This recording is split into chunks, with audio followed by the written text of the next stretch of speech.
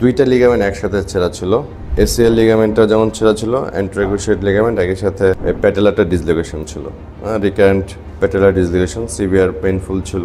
হাঁটতে গেলেই এই যে হাঁটুর যে বাটিটা এটা সরে যেত। এটা হচ্ছে ওনার হাঁটুর নর্মাল বাটিটা, এই যে হালকা একটু সরবে গ্লাইডিং। ওনার ক্ষেত্রে আমি যখন চাপ দিতাম এটা একদম আউটওয়ার্ড অনেক দূরে সরে যেত। তো সাধারণত আমরা এসিএল অপারেশন করি, এটা খুবই কমন।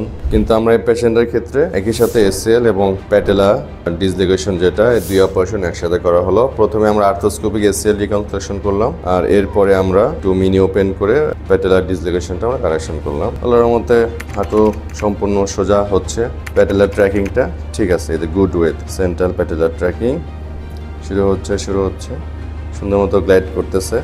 এবং আমরা যদি ফুল এক্সটেনশন করি, এই যে আমরা যদি চাপ দিলে ল্যাটারালাইজ হচ্ছে, আবার ছেড়ে দিলে আবার মিডিয়ালে চলে আসতেছে।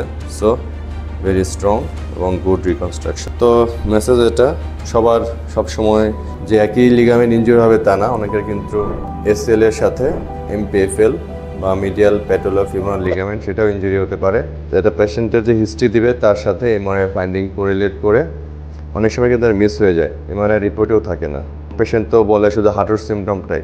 তো এটা ক্লিনিশিয়ান যিনি নিয়ে স্পেশালিস্ট, তার একটু এখানে অ্যানালাইসিসটা অ্যাপ্লাই করতে হবে যে তার এসিএল এর সাথে প্যাটেলার ডিসলোকেশন এমপিএফএল ইনজুরি আছে কিনা। সেক্ষেত্রে যদি শুধু এসিএল করা হয় তাহলে কিন্তু পেশেন্টের সিমটম যাবে না, এসিএল এর সাথে প্যাটেলার ডিসলোকেশন যেটা আছে সেটারও কিন্তু চিকিৎসা লাগবে।